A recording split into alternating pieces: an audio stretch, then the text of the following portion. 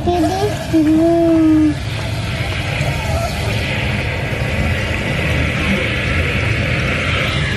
Aku ada lah. Assalamualaikum warahmatullahi wabarakatuh. Kita ketemu lagi kali ini di channel Feby Prapita, dan kita bakal cerita-cerita tentang penangkaran penyu yang ada di Kota Bengkulu. Mungkin banyak ya masyarakat yang nggak tahu kalau ternyata di daerah Tapak Padri itu ada penangkaran penyu. Yuk simak ceritanya, jangan di skip ya sampai habis. Jangan lupa juga like, komen, subscribe, dan juga share.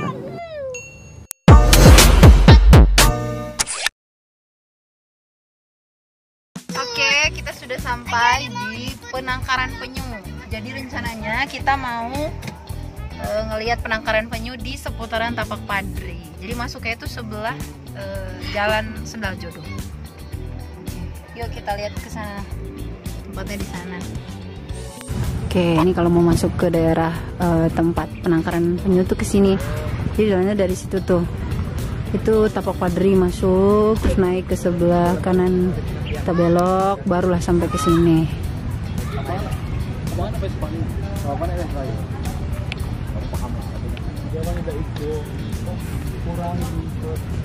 Nah, ke situ tuh.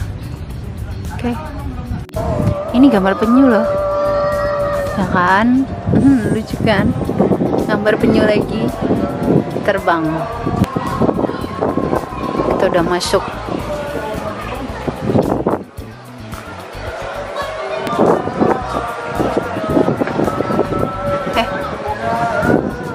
Assalamualaikum. Dengan Mas siapa, Mas? Dengan Mas Yogi. Mas Yogi. Latun. Latun itu Lestari Alam Laut untuk Negeri. wih, mantap. Itu komunitas ya? Ya. Jelasin dong dikit dong, komunitas apa?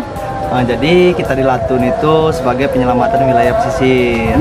Jadi di Latun itu ada 3 program. Yang pertama itu ada program mengenai penyu, terus yang kedua ada mengenai mangrove, dan yang ketiga itu mengenai terumbu karang.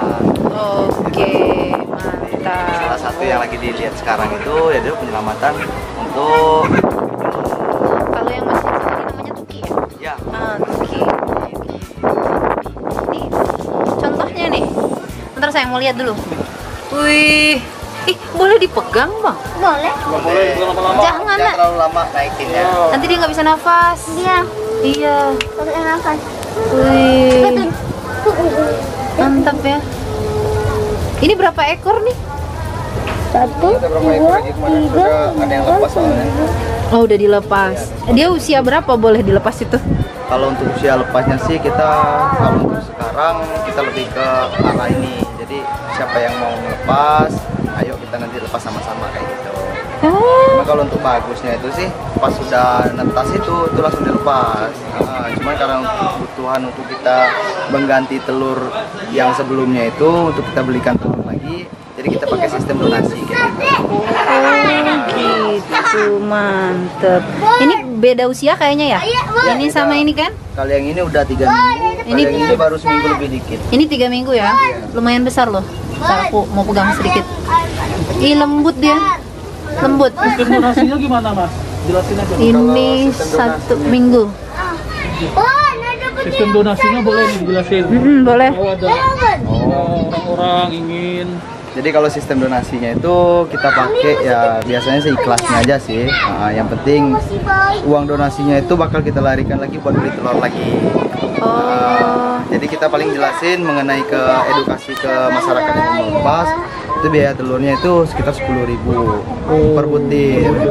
Oh, jadi telur ini bukan apa kawan-kawan dapetin langsung seperti itu, bukan berarti ya? Jadi sistem beli ya?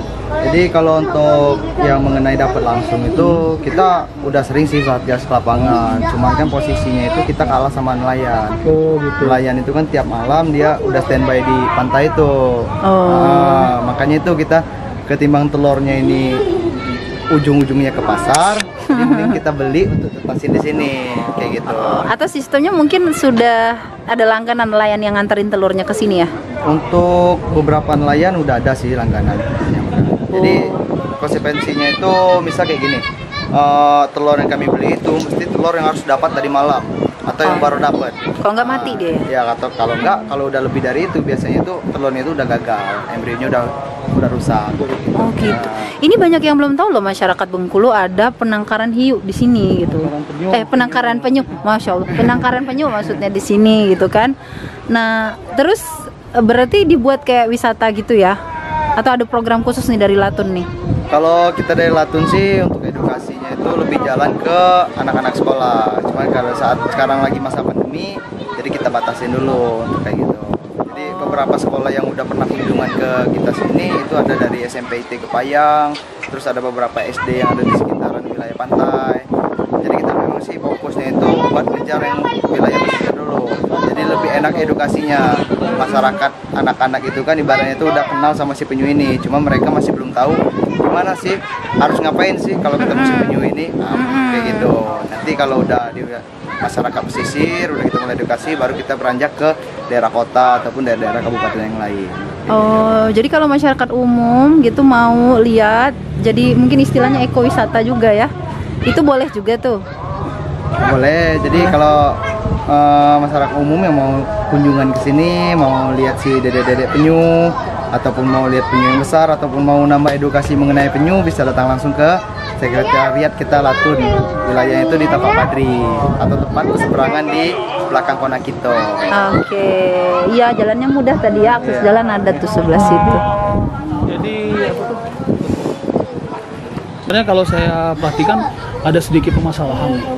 Permasalahannya, kenapa saya bilang sedikit permasalahan? Karena kan kita kawan-kawan di sini harus membeli nih. Seharusnya kan apakah memang jenis ini memang boleh diperjualbelikan atau gimana? Harusnya diselamatkan Ya, secara memang sukarela diselamatkan, kan? gitu Ya, ya. seharusnya memang diselamatkan. Nelayan-nelayan juga seharusnya punya rasa atau punya Kepedulian. kepedulian tentang penyu ini harus diselamatkan seperti itu kan. Nah, Ini gimana tanggapan ya, dari tapi harus Latun beli nih? sekarang nih. Gimana nih tanggapannya kalau udah Gimana gitu?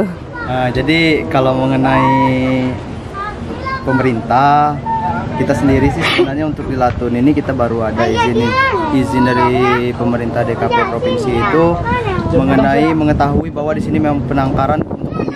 Cuman kalau untuk izin langsung dari kementerian itu kita belum punya. Jadi kalau ada masyarakat yang mau melaporin kita bahwa di sini ada telur penyu, ada tuki dan ada penyu, itu kita bakal kena karena memang belum ada izin. Dan ngurus izinnya itu yang masih kami minta bantuan kepada pemerintah setempat, bisa instansi dari BKSDA ataupun dari DKP provinsi itu untuk izin kita. Izinnya itu. Padahal di sini justru melestarikan ya, maksudnya penangkaran dan Padahal di sini melestarikan. melestarikan nih. Iya. Jadi Oke. kalau dari itu izinnya itu memang langsung dari Kementerian Lingkungan Hidup dan mengantisipasi daripada telur penyu dijual di pasar. Jadi kawan-kawan beli nih telur Betul. penyu yang masih bagus Iya. dan mereka tangkap di sini untuk dikembangkan kembali dan dilepas kembali. Dilepas liar ke habitatnya gitu. Mantap. Jadi pemerintah sekarang lumayan ada dukungan ya untuk ini supportnya. kalau dengan pemerintah kita lagi berusaha supaya menjalin hubungan yang baik kan, supaya kedepannya itu bagaimana nanti penyu ini terselamatkan dan nama Provinsi Bengkulu itu semakin bagus untuk di nasionalnya. Jadi kayak gitu. Kita minta bantu mengenai izinnya itu, terus minta bantuan mengenai untuk sosialisasi kepada masyarakat supaya untuk tidak memperjualbelikan lagi telur ini. Kayak gitu. Mantap. Sudah berapa lama melakukan penangkaran ini? Kita dari tahun 2018 sampai tahun 2020 itu masih menggunakan dana pribadi semua. Jadi semua fasilitas yang di sini dan semua tuki, telur dan penyu baik nelayan itu semua kita pakai dana pribadi. Gitu. Jadi makanya itu kita butuh support dari teman-teman yang lain yang memang jiwa kealamannya itu ada, bisa membantu kita melalui donasi kita ke Latun kayak gitu. Dan uang yang bakal donasi itu bakal kita kembaliin ke penyu gitu. Ini untuk apa? Selama dari kurun waktu 2018 ya, dari 2018 itu sampai ke 2020 sekarang berarti udah 2 tahun itu. Apa tuh kendala yang paling sulit dirasakan dalam proses penangkaran ini? Kalau kendala yang paling sulit itu sih kita dapatin telurnya itu. Jadi dapatin telur yang memang masih bagus itu kendala kita. Soalnya kan banyak masyarakat itu lebih mementingkan untuk jual di pasar karena memang harganya itu lebih tinggi. Jadi untuk di pasar itu bisa dari sampai 12.000 kadang jual Satu butir. Jadi kadang itu ya kadang kita banyak kong kali kong sama nelayan itu. Jadi dibilangnya telur itu baru dapat malam. Terus kayak gini. Nah, jadi Oke, jadi ini adalah penyu-penyu yang sudah diamankan dari illegal logging, dari illegal untuk penjualan dari masyarakat yang mungkin awam sebenarnya. Mereka tidak tahu kalau ternyata ini habitat asli. Karena banyak yang bilang penyu itu indikator kesehatan laut ya. Kalau penyunya udah banyak yang mati, banyak yang rusak, berarti lautnya udah tercemar kayak gitu. Apalagi kemarin kita juga tahu tuh banyak tuh penyu mati. Jadi makanya perlu dilakukan penangkaran seperti ini. Keren. Ada yang bayian. Ada. Ini ada yang bayi teman-teman. Dia ngamuk. Dia nangis. Kayak gini. Dia masih bukan begitu, begini. kalau kita sih kalau sekarang kan jadi langsung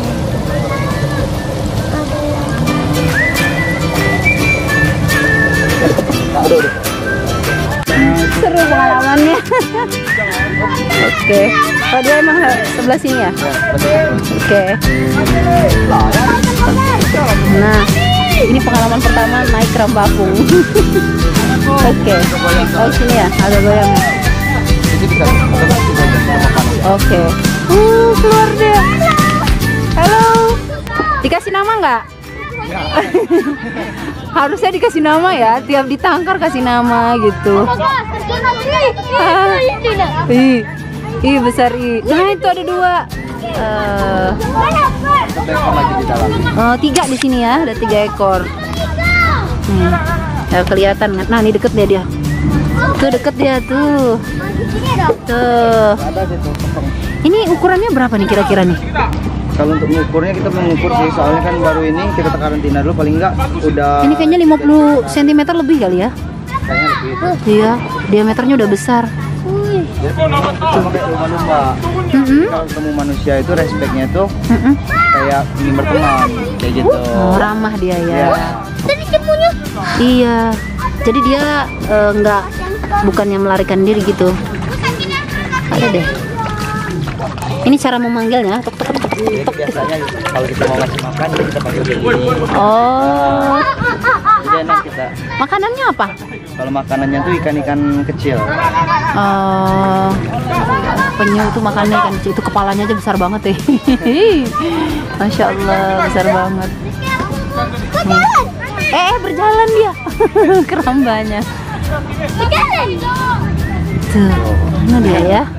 Cuma jalurnya ke sini yang masih agak susah. Iya ya. Tapi jalannya udah bagus kok aksesnya. Tinggal masuk aja. Tuh. Kayaknya harus banyak nih kita donasi ke sini nih supaya di penyunya bisa dilepas liarkan.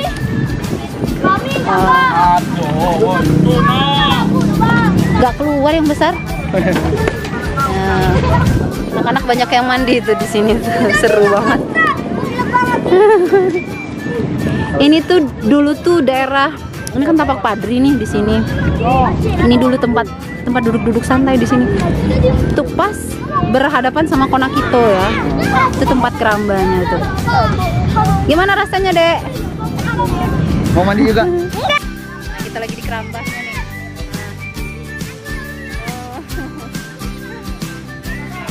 Orang-orang yang tergabung di Latun itu sendiri dari kalangan mana aja nih, Yogi? Kalau untuk sekarang sih kita bebas. Kita bebas sih dari siapa aja yang peduli itu bisa gabung kita ke Latun gitu. Mahasiswa ada gitu ya, yang kerja juga ada. Iya betul. Oke, Yogi sendiri kesehariannya sibuknya di mana? Kalau saya sendiri sekarang sih lagi di honor gitu, di Dinas Kelautan Perikanan Kota. Oh, yang pas banget ya. Iya. Jadi emang ngurusin ini. Buka jalan. emang ngurusin masalah kelautan kayak gitu. Tapi Yogi sendiri kasih pesan dong buat teman-teman kita di luar sana terkait dengan kondisi laut kita sekarang untuk gimana? Jadi kalau untuk kepada teman-teman nelayan itu harap hati-hati. Jadi sekarang kan udah lagi musim badai. Sama teman-teman pesisir juga kalau yang mengenai penyu ini cepat bilangin sama kita. Jadi biar kita datangin ke situ langsung, biar kita rescue telurnya. Nanti teman-teman bakal kita kasih ya seperti merchandise kayak gitu nanti. Oke, gitu. Jadi itu bentuk kepeduliannya gitu. Jadi sama-sama saling menjaga. Oke, terima kasih Yogi. Lokasinya itu kita udah tahu semua sih, ibaratnya itu siapa-siapa yang sering jual. Ini ada nih. Itu daerah Teluk Sepang. Di situ ada 75 butir. Ini ada 100 butir. Ini ini di daerah sini ya. Teluk Penyu Lekang. Ini Teluk Sepang juga. Kalau misalkan sendiri itu Ini juga 20 butir. jadi kalau ini butuh sama kita sama ini semua. Oke, jadi sebenarnya ini diharapkan ada kepedulian yang luar biasa gitu ya dari masyarakat Bengkulu khususnya di Provinsi Bengkulu. Apalagi sekarang kita tahu penyu itu semakin, bahkan untuk jumlahnya sendiri itu udah makin menurun, makin langka. Nah, kalau misalnya tidak ada yang peduli seperti ini, maka masalahnya adalah nanti di masa yang akan datang ekosistemnya akan berubah. Ekosistem alami ya yang seharusnya terjadi di laut kita itu justru akan berubah. Dan ternyata dari Latun sendiri mereka membuka, ini mungkin cara yang bisa dilakukan dengan donasi. Caranya dengan datang nih ke daerah Tapak Padri, itu nanti ada tulisannya Latun di bagian depan, Masuk ke dalam. Masuk ke dalam ada kura-kura foto ya. Ada Aku jelasin sedikit nih. Ini jadi masuk dari tulisan Tapak Padri di sana. Ada tulisan Tapak Padri di sana, masuk ke dalam, nembus ke sini. nanti kita jelasin deh. Terus nanti masuk, nanti temuin aja teman-teman di sini ada yang siaga gitu ya. Ada. Nah, jadi teman-teman dari Latun nanti siaga, kasih edukasi, kasih pemahaman tentang penyu itu sendiri. Alif. Terus nanti ya udah kalau memang mau melepas liarkan bisa donasi berapa aja. Cuman ya itu tadi dijelaskan sama Mas Yogi, harganya itu satu butir telur 10.000. Sayangnya mereka harus tetap beli telur gitu untuk bisa mendapatkan tuki gitu. Padahal harusnya itu otomatis nih ditangkar dan dilepas liar tanpa harus ada beli sana beli sini. Ini pengalaman pertama buat naik kerang bapuk. Wah, gede banget, besar banget. Wow, wow. Ini berapa usianya besarnya? Sekitar 3 tahun. 4 tahunan. Wow, besar sekali. Mana? 4 tahun usianya. Panggil kayak gini panggilnya. Oh, gitu caranya. Aduh. Ada juga mau. Wih, besar banget. Sini, takut abang Adit. Wow. Pukul aja airnya. Ini berapa tahun? Ih, besar banget. Ini berapa tahun ini? Ini belum kita ukur, ini masih baru soalnya. Oh, yang paling tua di sini yang mana? Yang ada di dalam ini. Oh, ada di sini. Ih, besar banget. Ini jenisnya apa nih? Ini penyu hijau jenisnya. Oh. Ih, besar banget. Besar Wow. Ih, besar banget. Ini 3 ekor sini. Masih sembunyi. Ada di sini dia. Kok bisa berkarat sih? Iya. Hai. Jadi ini boleh kita jelasin dikit? Boleh, Biar boleh. nanti nggak salah paham. Iya. Kenapa ditangkar di sini gitu ya dalam usia yang lumayan lama gitu? Berapa tahun ini sampai? Nah, jadi penyu yang ada di yang gede ada di keramba kita ini itu baikan nelayan. Jadi nelayan yang nggak sengaja jaringnya itu dimasukin penyu, jadi penyunya itu kan stres. Jadi penyu yang stres itu kita bawa ke sini, kita karantina dulu, gitu. Jadi kurang lebih 1-2 bulan, baru nanti kita lepaskan kembali. Dan sebelum kita lepasin itu kita kasih tagging namanya itu. Apa itu? Jadi tagging itu sebagai penanda untuk internasional. Oh, berarti dia tahu berapa pertumbuhannya Iya, kayak gitu. gitu. Ya. Oke. Ini udah berapa lama yang ada di sini nih? Kalau yang ini masih baru nih. Baru ya? Ini 3 harian nih. Oh, ini ketangkep sama nelayan? Iya, nggak sengaja aja. Wah. Ini nelayan yang memang punya etikat baik, Mereka datang ya. dengan cara langsung ngabarin, nanti kita yang jemput ke situ. Oh, ini di mana ditemukan? Kali yang ini di situ, pantai yang sebelah situ. Oke. Ini Pantai Bengkulu banyak penyu hijau ternyata ya. Iya, yang mendominasi itu hijau, lekang sama sisir. Nah, dominasi. Mana yang besar ya? Nggak keluar dia. Penasaran. Tidak gigit. Dia lagi bobo. Gigit loh penyu itu. Kalau yang ini? Oh, kosong. Yang ini tadi ya nggak ada ya? Hah? Ini ada. Oke, kita udah selesai dan ini nih loh, tempat masuknya tuh di sini sebelah Taman Jodoh. Di sini ada jalan. Jadi kita langsung masuk aja ke bagian dalam. Jadi nggak susah sih nemunya. Tuh. Nih. Sebelah sana Tapak Padri. Oke. Oke. Like, comment, subscribe. Nontonnya jangan putus-putus dari awal sampai terakhir. Iya.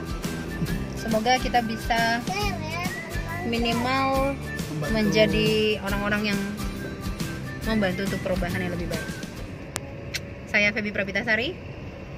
Saya Rino Aprian. Sampai jumpa. Sama kami. Assalamualaikum warahmatullahi wabarakatuh. Bye bye.